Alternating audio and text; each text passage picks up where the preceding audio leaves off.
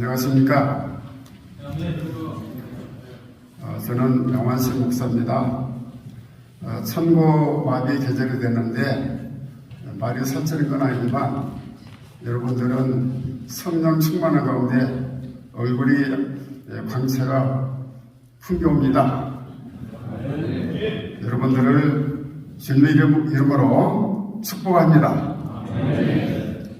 여러분들도 옆에 계신 분들한테 주님의 이름으로 축복합니다 하고 인사하시기 바랍니다.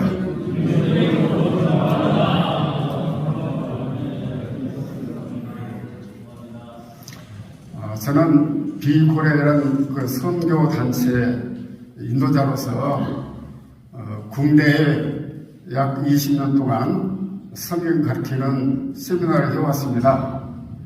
그런데 오늘 여기 오신 분들 대부분 장로님들 또 목사님들인데 이분들 앞에서 무슨 말을 전할 것인가 고민이 참 많았습니다.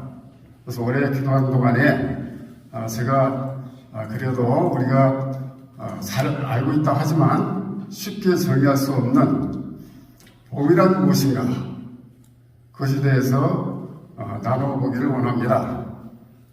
그 광범위한 내용을 다 나눌 수는 없고 오늘은 예수님의 정체성 그리고 성도들의 정체성 그리고 믿음 세 가지 요점에 대해서 나눠보겠습니다.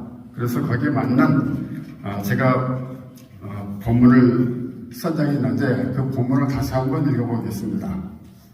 창세기 15장 3장 15장 시작.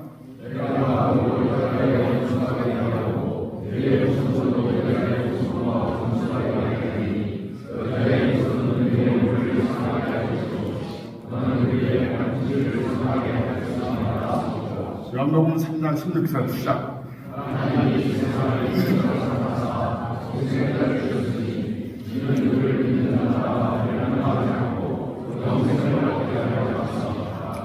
이 처음 말씀은 너희를 인류를 구원하겠다는 하나님의 언약입니다. 두 번째 말씀은 그 언약을 실행했다는 말씀이죠. 그래서 두 말씀이 수미상관을 이루고 있죠. 그리고 그 가운데는 예수 그리스도가 계시는 겁니다.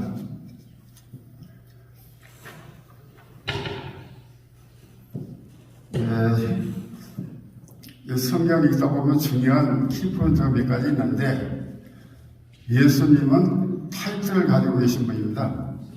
우리말로 호칭이라고 그러죠. 이 호칭은 요한복음에서만 사용됩니다. 네 가지 호칭이 있는데 첫 번째 호칭은 로고스입니다. 로고스는 요한복음 서론에서 설명이 되고 있습니다. 그래서 예수님이 로고스라는 예수님의 정체성을 설명해 주고 있습니다. 두 번째는 메시아인데 메시아가 이 땅에 오셔서 이스라엘 백성들이 메시아 소망을 가지고 있었습니다. 그 소망을 이루어주는 그런 호칭이다. 그 다음 하나님 아들이 있습니다. 하나님 아들은 아버지가 예수님께 명하신 십자가 사역을 하는 그런 역할을 하는 호칭입니다. 그 다음 인자는 다니엘 7장 13절 14절 말씀에서 인용한 것인데 인성을 가지고 우리같이 인성을 가지고 하늘과 땅을 오르내리면서 우리 구원을 돕는 그런 타이틀이 되겠습니다.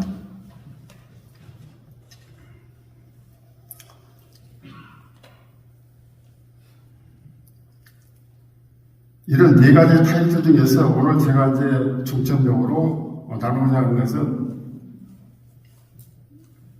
그 로고스입니다. 로고스. 자, 요한복음 1장 1절. 그 다음 화면 넘기세요. 그 다음에 그 전에. 태초에 말씀이 되시니라. 이 말씀은 하나님과 함께 계셨으니 이 말씀은 곧 하나님이시다. 이것이 요한복음 1장 1절에 나옵니다. 여기서 말씀은 헬라어 원문으로는 로고스입니다. 로고스. 그럼 로고스가 무엇인가를 우리가 알아봐야 되겠죠. 로고스는 여러 가지 의미가 있지만 가장 중요한 것은 두 가지입니다. 하나는 그리스도 철학에서 어떤 우주적인 행위사적인 법칙이다. 그런 측면이 있고, 또 하나는 하늘과 땅을 연결하는 신적인 존재다. 이 두 가지 의미가 대표적입니다. 그런데 로고스를 신학적 용어로 바꾼 분이 있습니다. 그분이 필로라는 분인데, 그분은 초기에 유대인 크리스찬이었고 또 철학자였습니다. 그분이 말씀하기를 로고스가 하늘과 땅을 연결하는 신적인 존재라면은 그리스도가 바로 로고스다. 왜냐하면은 하나님과 인간을 연결해주는 중보자이시기 때문에 그분이 바로 로고스다. 이렇게 정의를 했어요. 그래서 요한은 그분의 주장이 옳다고 여겨서 요한복음 맨 첫 절에 방금 우리가 읽었지요. 첫 절에 그렇게 명시했습니다. 그러면은 요한복음 첫 절 말씀 대신에 예수 그리스도를 들어서 같이 한번 읽어보십시오. 시작. 예수 그리스도가 되시다. 이 예수 그리스도가 하나님과 함께 계시니 이 예수 그리스도는 곧 하나님이시다. 요한은 이 첫 구절에서 당시의 이단이 예수 그리스도는 인간 선지자일 뿐이지 신이 아니다. 이렇게 주장을 했었는데 그것을 반박을 한 겁니다.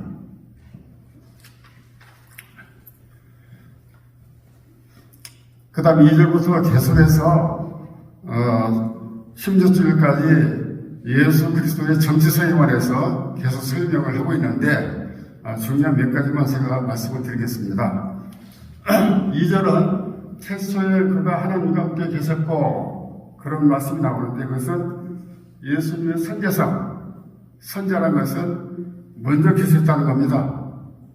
예수 그리스도가 마리아에서 날 때 예수님 계신 게 아니고 하나님과 함께 먼저 계신 분이다. 그 다음 3절에는 만물이 그로 말미암아 시험되었으니 이 말씀은 그분이 창조주 하나님이었다는 것을 선포하는 겁니다. 그 다음 이제 네 번째 설이 중요한데 그 안에 생명이 있으니 그 생명은 사람들의 빛이라.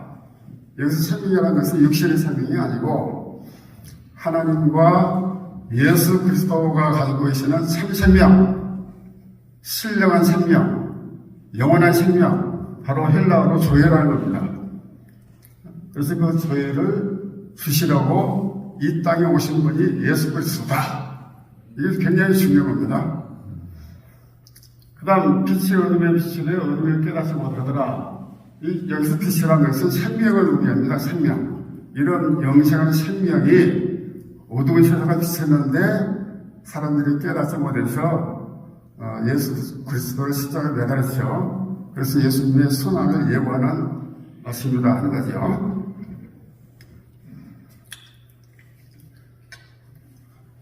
자, 이제 머리가 좀 아프니까 제가 좀 재미있는 예언을 하나 말씀드리겠습니다. 자식에는 그림은 무슨 그림인지 다 이해가 가시죠?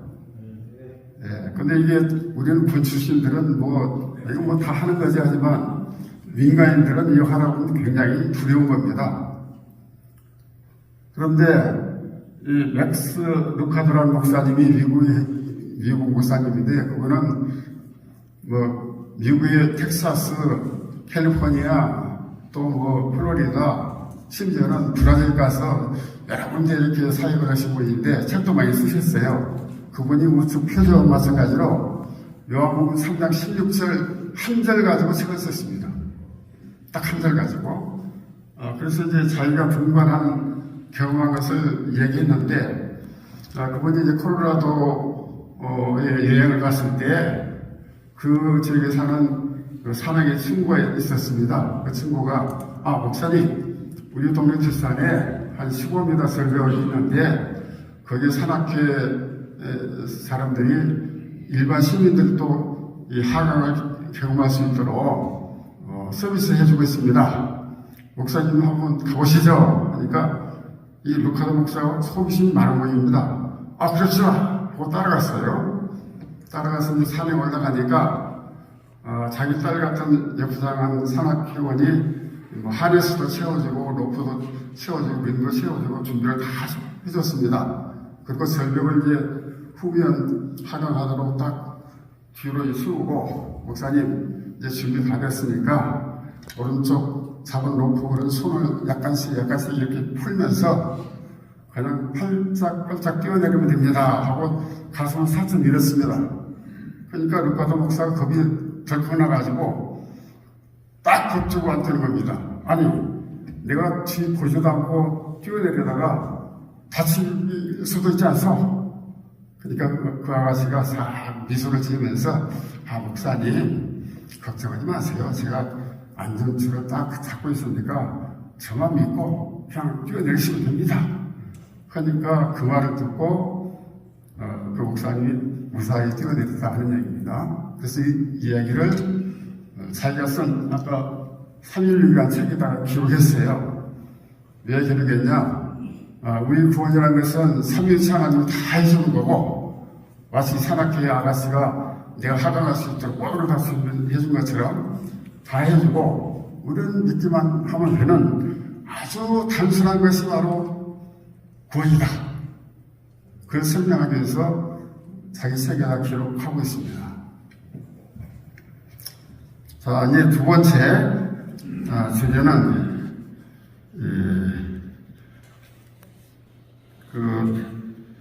재탄생에 관한 그런 얘기를 좀 하겠습니다.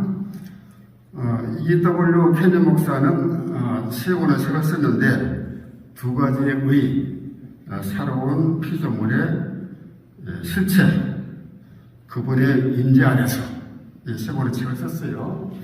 그런데 그 세 권의 책을 통해서 뭘 증명했냐면은 우리 거듭남이라는 것은 그건 바로 재탄생을 의미한다. 재탄생. 새로운 창조를 의미한다. 그렇게 주장을 했습니다. 그래서 그 부분에 대해서 제가 말씀을 좀 드리려고 하는 겁니다. 예수님이 예수님도 재창조 됐어요. 왜 그러냐? 예수님이 본래 신이었는데 신은 죽을 수 있습니까? 없습니까? 신은 죽을 수 있습니까? 없습니까? 죽을 수 없는 거죠. 없기 때문에 예수님이 로마서 3장 3절 한번 읽어보세요.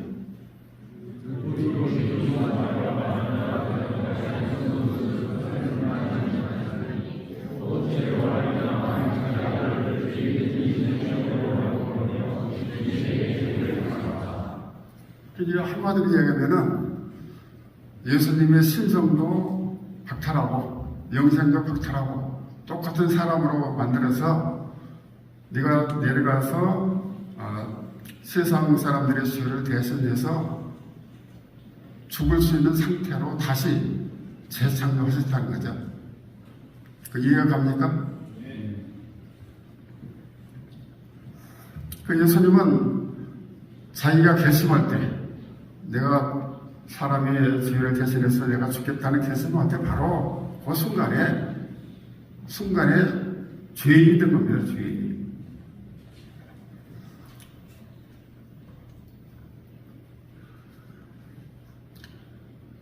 그 다음에 이제 됐습니다. 퓨페르라는 그 헬라 전치사가 있는데 이것도 앞에 제가 소개해드렸던 루카도 목사님이 찾아냈어요. 예수님이 재탄생해서 우리를 위해서 뭘 했는가? 그 성경을 다 살펴보니까 이렇게 나열됐습니다.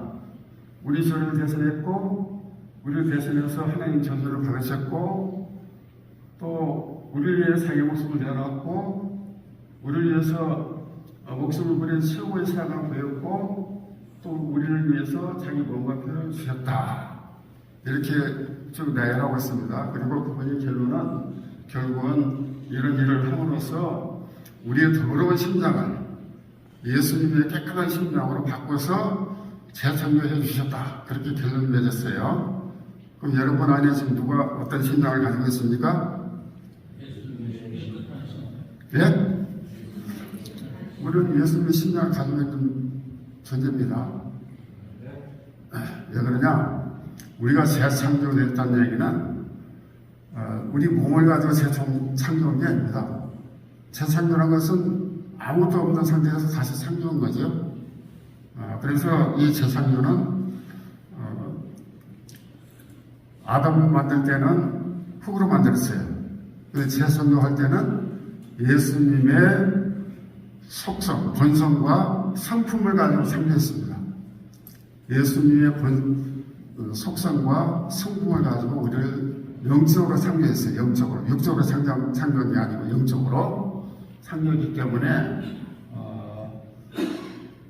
굉장히 중요한 겁니다. 그래서 이제 그 다음에 이제 우리 인간의 창조는 뭐냐?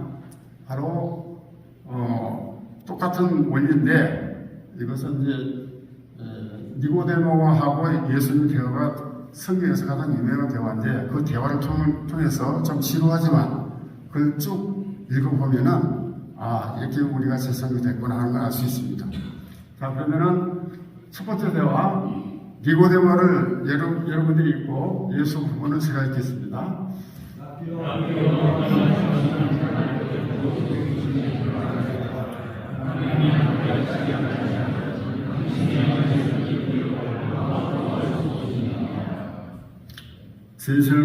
진실로 내게 이르노니 사람이 거듭나지 아니하면 하나님 나라를 볼 수 없느니라 이렇게 말씀했어요.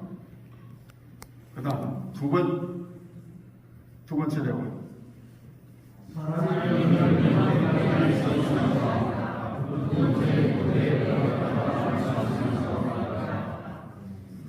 예수님은 똑같은 답변을 했어요. 진실로 내게 이르노니 사람이 물과 성령으로 나지 아니하면 하나님 나라에 들어갈 수 없느니라. 그 다음 하면 계속 이어집니다. 육으로 난 것은 육이요 육으로 난 것은 영이니라. 내가 네게 거듭나야 하겠다는 말을 너에게 여기지 말라.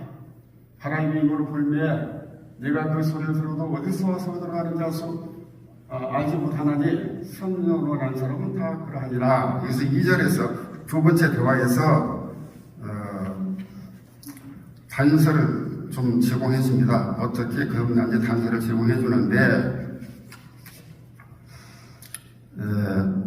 첫 번째는 사람이 거듭난 것은 육신으로 거듭난 게 아니고 영적으로 거듭난 거다 하는 것을 단서를 준 것이고, 두 번째는 거듭난 것은 네가 노력해서 되는 게 아니고 삼위일체 하나님이 다 해주는 거고 너는 믿기만 하면 거듭나는 거다. 그렇게 두 가지를 얘기해 주고 있습니다. 여러분은 영적으로 거듭났습니까?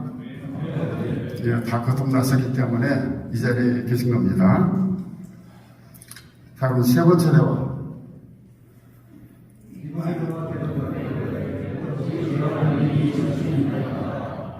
예수님도 짜증이 났어요.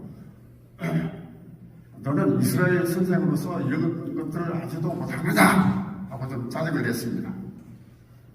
모세가 광야에서 병든 것 같이 인자도 들려야 하리니, 또 15절에 이는 그를 믿는 자마다 영생을 얻게 하려 하시니라. 16절 같이 읽겠습니다.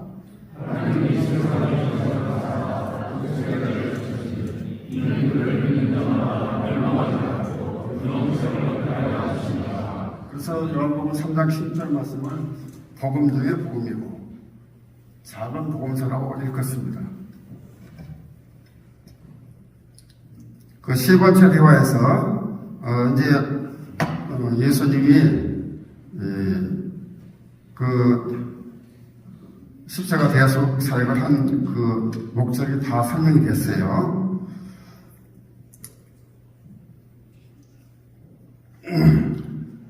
그런데 이 대화에서 두 가지 중요한 조건이 설정되어 있습니다. 세 번째 대화에서 첫 번째는 우리가 구원을 받기 위해서는 예수님이 십자가에서 돌아가셔야 될 겁니다. 그렇죠? 예수님이 십자가에서 우리 죄를 대신해서 돌아가시지 않으면 우리 구원이 성립됩니까? 안 됩니까? 안 되죠. 두 번째는 우리가 믿어야 된다는 거죠. 믿어야 된다. 믿지 않으면 그 성립됩니까? 안 됩니까? 안 되죠. 두 가지 조건을 설정하고 있는 겁니다. 자, 그러면 이제 다음, 영생 없고, 재창조된 인간의 정체성은 우리가 어떻게 설명하고 있는가? 갈라디아 2장 20절이 잘 설명하고 있어요. 같이 한번 읽어보세요.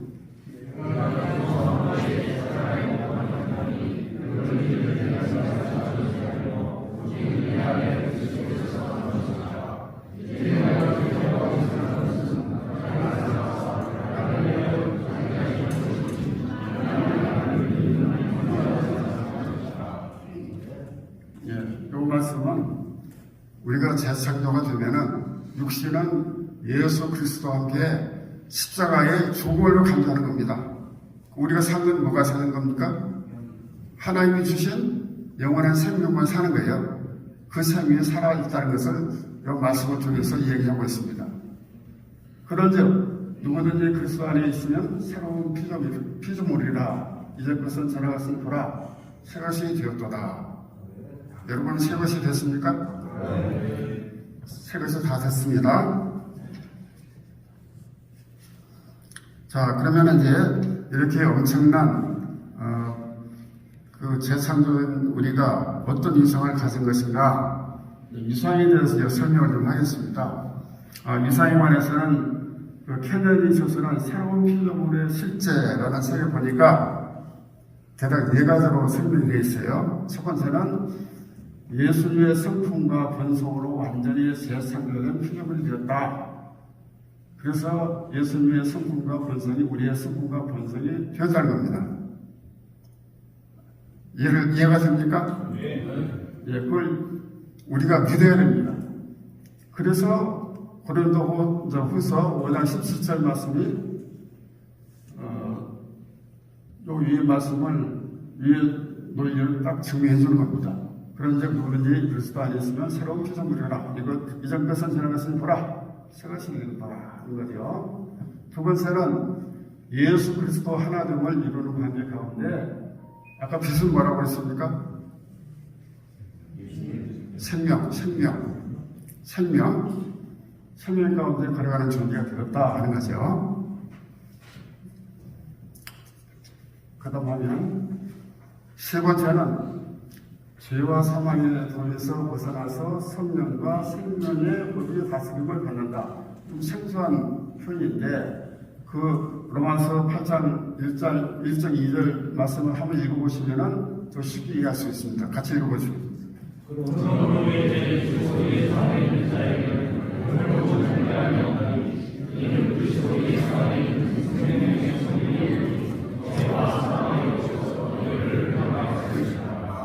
로마서 7장까지는 죄에 관한 얘기를 계속하고 있습니다. 죄인은 마땅히 죽어야 된다는 얘기를 계속하고 있는데 이제 8장부터 반전이 일어나죠. 반전할 때 첫 말씀이 바로 이 말씀입니다. 이것은 어떤 의미냐? 구약은 율법을 가지고 다스리기 때문에 무슨 법을 받겠습니까? 죄와 사망의 법의 다스림을 받습니다. 그러나 신약에 와서는 죄와 사망의 법은 다 사라지고 무슨 법? 성령과 생명의 법을 받는다. 그 얘기입니다. 그 다음에 이제 네 번째, 예수님과 성령이 우리 안에 대조하면서 우리를 도우신다. 우리가 안에 성령을 받아들이면은 예수님도 그 성령을 통해서 우리 안에 내주하시고 하나님도 그 성령을 통해서 우리 안에 내주하십니다. 여러분 안에 누가 계십니까? 하나님 계시는 거예요. 삼위일체 하나님 계시는 거예요. 그리고 여러분들은 그걸 잘 믿기지 않기 때문에 항상 안 계신 것처럼 생각하고 안 계신 것처럼 행동하는 경우가 너무 많습니다. 저도 마찬가지고요. 그래서 지금 이 시간 이후부터 내 안에 삼위일체 하나님이 항상 계신다. 그것을 믿으면은 모든 근심 걱정에서 다 해방될 수가 있어요. 모든 근심 걱정은 내 안에 삼위일체 하나님이 계시는데 뭐가 걱정이냐. 그렇게 생각하면은 다 없어집니다. 자, 이 그림을 한번 보세요. 어리석은 시키기 위해서 또 내놨습니다. 어떤 생각이 드십니까?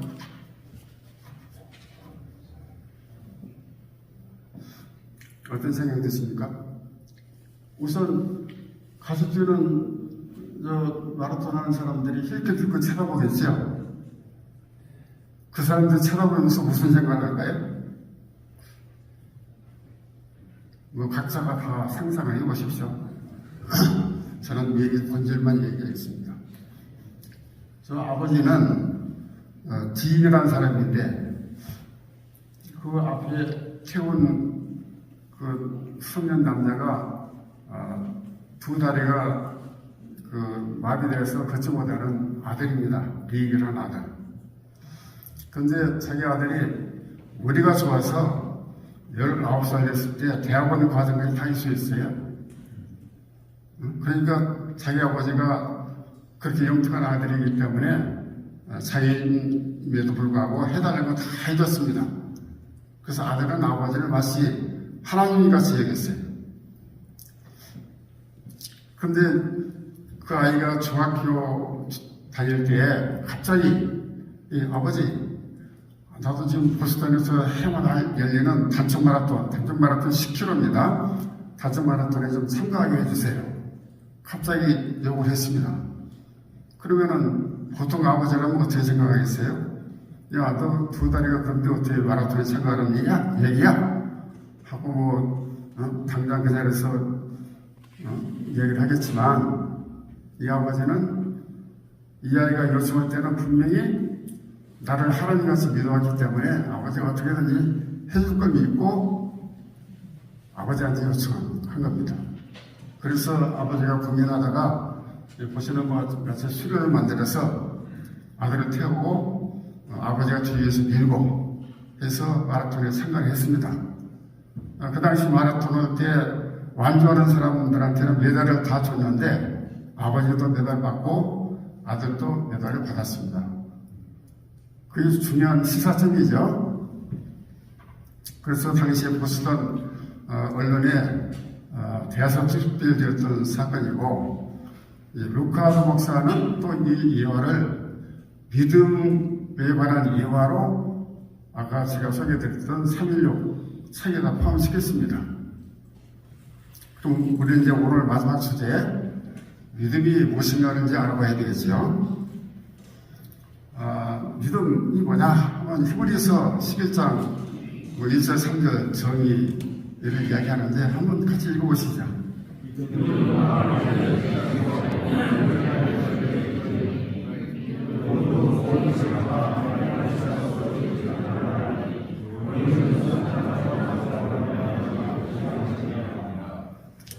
처음 1절은 예를 들면은 내가 보이지는 않지만 내가 열심히 뭐 해달라고 기도를 했더니 어느 날 보니까 그게 다 이루어졌더라 하는 것을 설명할 수 있는 거고, 두 번째는 하나님이 천지를 창조했다고 성경에 기록되어 있는데 내가 하나님 창조한 볼 일도 없는데 어떻게 부인해야 되느냐. 그런데 우주 만물을 보니까 그분이 천지를 창조한 것이 틀림없다라고 믿음이 간다, 그런 얘기죠.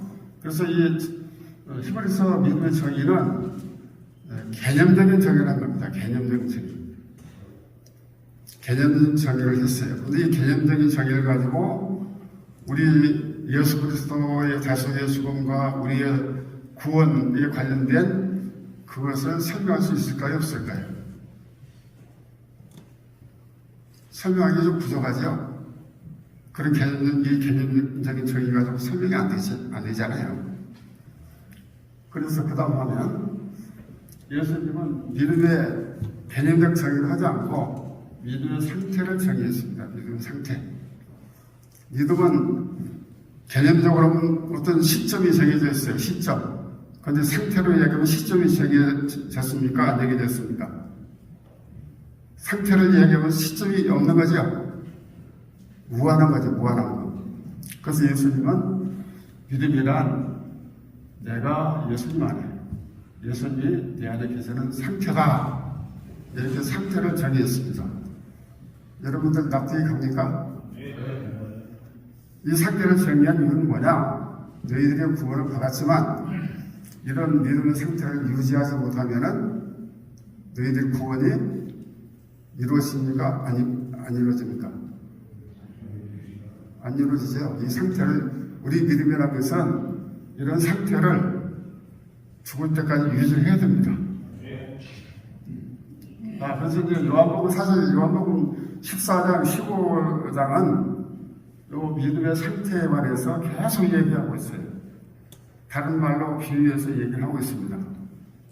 그래서 대표적으로 15장 5절 말씀 같이 한번 읽어볼까요?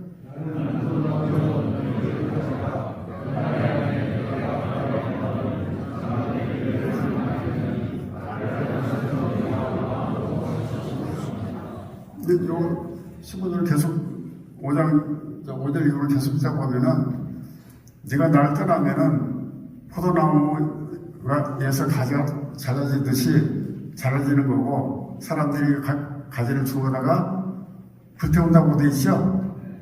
그냥 예수님 떠나서는 믿음이 성립됩니까? 안 됩니까? 예수님, 그래서 믿음의 상태가 중요하다는 거죠.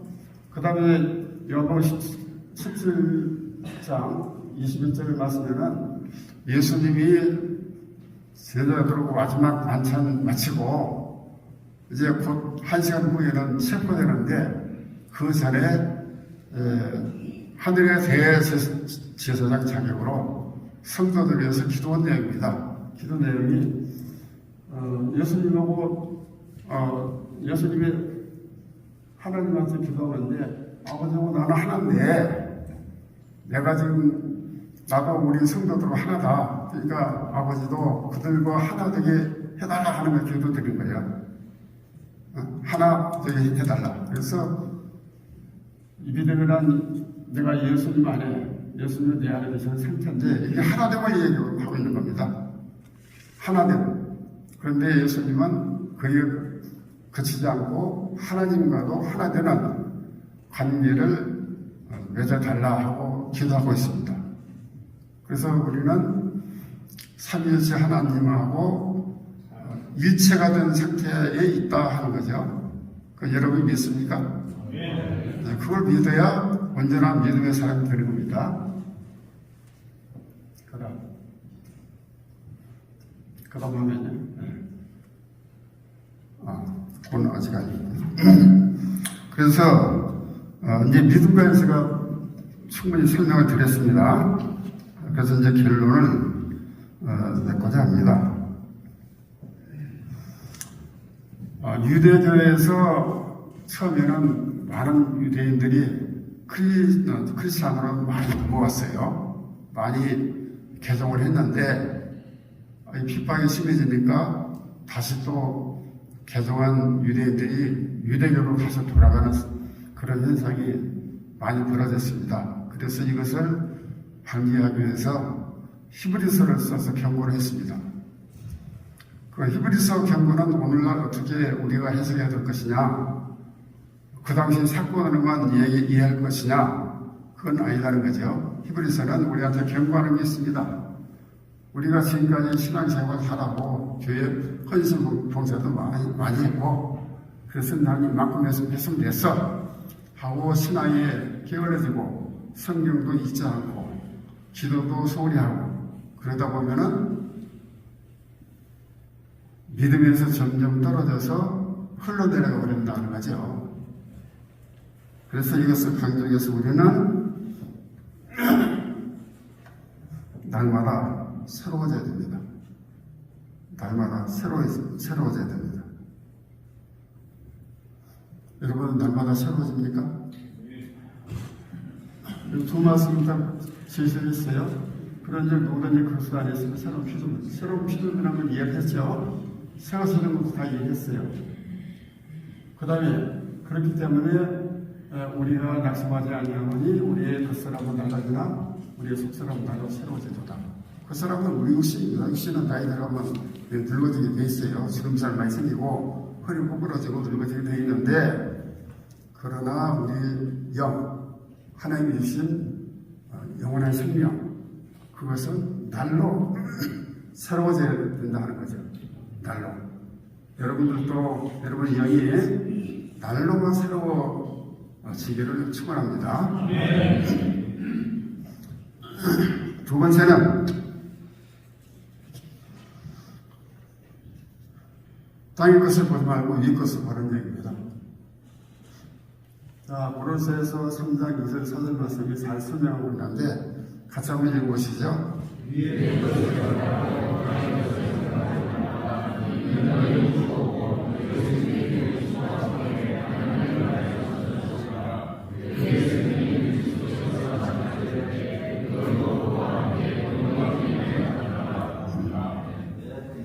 우리가 육신의 것을 벗으면은 우리는 영생만 남습니다. 영생. 영원한 생명. 그것만 남아요. 그게 누구한테 보존됩니까? 하나님이 그 영원한 생명을 보존하고 있다가 예수님이 재림하실 때 그때 새로운 육신을 입혀서 부활시켜주는 겁니다. 그래서 우리는 육신 죽으면 끝! 이렇게 생각하면 안 된다는 거죠.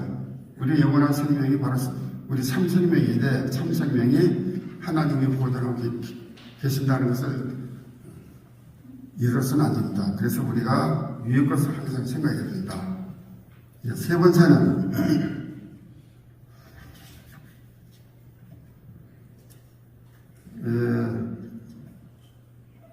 우리가 나이가 들었지만 이제 우리가 살 날이 얼마 남았지만 그럼에도 불구하고 우리는 항상 목표가 있어야 되고 항상 목적을 가지고 있어야 되고 또 나갈 방향성을 가지고 있어야 됩니다. 그렇지 않고 세상 사는 대로 흘러가면은 그것은 크리스찬이 아닙니다. 그래서 항상 방향성을 가지고 있어야 돼요. 빌그레 목사는 참 유명한 분이죠. 그분이 대학교 시절에 애인이 있었는데 그 애인이 가만히 보니까 이 빌그레 목사가 삶의 목표도 없고 목적도 없고 방향성도 없고 비전도 없고 그래서 사버렸어요. 야, 너 그렇게 살 것 같으면 나 너 이제 교제 안 해. 그래서 사버렸습니다. 그래서 빌그레 목사가 젊은 시절에 큰 충격을 받고 하나님께 매달려서 내가 어떤 비전을 가져야 되는 건지, 내가 어떤 목적으로 살아야 되는 건지, 내가 어떤 방향으로 나가야 될 것인지 그런 기도를 여러 해 동안 했다고 해요. 그래서 마침내 그분이 바울과 같이 하나님의 사로잡힌 그런 사역자가 되어서 세계 공산권을 포함해서 세계 185개국에 다니면서 2억 1,100만 명을 대상으로 복음을 전했다고 합니다. 참 대단하죠? 그래서 그분은 내가 늙어가도 변하지 내 영이 항상 새로워져야 되기 때문에 좋은 습관 하나 가지고 있었습니다. 그 습관이 뭐냐? 아침에 눈을 뜨면은 바로 시편을 3편을 읽고 그리고 잠언을 1장을 읽었습니다. 그리고 기도했어요. 그것을 평생 습관으로 삼았다고 합니다. 여러분도 한번 시도해보는 게 어떨까요? 그 시간 많이 걸리지 않습니다. 응? 시편 읽고 잠언 1장 읽고 그리고 기도 1시간이면 좋게요. 그런데 그게 자기 자신의 영적인 삶의 위대한 변화를 일으킵니다. 왜 그렇게 하냐? 다른 사람 물어봤어요. 시편은 나하고 하나님 관계에서 지혜를 주는 말씀이기 때문에 나하고 하나님 관계를 항상 다시 리마인드 시킨다 이거죠. 그리고 잠언은 나하고 다른 사람 관계에 지혜를 주기 때문에 항상 내가 새로워질 수 있다 하는 거죠. 여러분도 그런 사람이 되기를 축원합니다. 우리가 지금까지 살아올 때 많은 업적도 있고 자랑거리도 많이 있습니다. 그러나 그런 업적과 사랑을 이렇게 하고 다니는 것은 바람직하지 않습니다. 왜 그러냐? 자기 자신이 표고하는 겁니다. 과거를 자랑하고 다니는 사람은 표고하게 돼 있어요. 저도 군사문제연구원에 꽤 오래 있었는데 가끔 어떤 높은 분이 불러서 가면은 자기 자랑을 3시간, 4시간씩 하는 겁니다. 3시간, 4시간씩. 과거에 내가 누구를 봐줬고, 누구를 돌봐줬고, 그러면 나쁜 놈이 은혜도 모르고, 뭐 하여튼 간에 그런 식으로 말씀하신 분이 몇 사람이셨어요. 그것은 지금 돌이켜보면은 아주 좋지 않은 습관이다. 그래서 우리가 하는 것은 사실은 돌이켜보면 내가 하는 게 아니잖아요. 하나님이 하시는 거지. 그래서 사랑할 건 우리 하나도 없는 겁니다.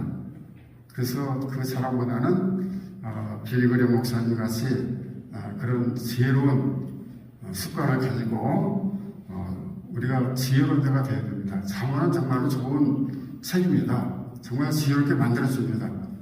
그 대수 입고 지혜롭게 만들어줘요. 그러면은 우리 자손들이 또 우리 안에 있는 젊은 사람들이 우리를 존경하게 돼 있어요. 존경하게. 자기 사랑하는 사람 존경 안 합니다. 젊은이들이 저 꼰대 또 옛날 소리 또 한다 그러지 잘하는 건 참 이렇게 받들지 않습니다. 그러나 우리가 지혜로운 사람이 되어서 지혜를 한마디씩 이렇게 가르쳐주면은 존경받는 사람이 됩니다. 여러분들도 그런 지혜로운 사람이 되어서 작은 일이라도 하루 한 가지라도 예수 그리스도를 기쁘게 하는 복음을 전하고 또 말씀을 읽고 성경을 연구해서 깨닫고 기뻐하고 그런 삶을 사시기를 간절히 축원드리면서 말씀을 마치겠습니다. 감사합니다.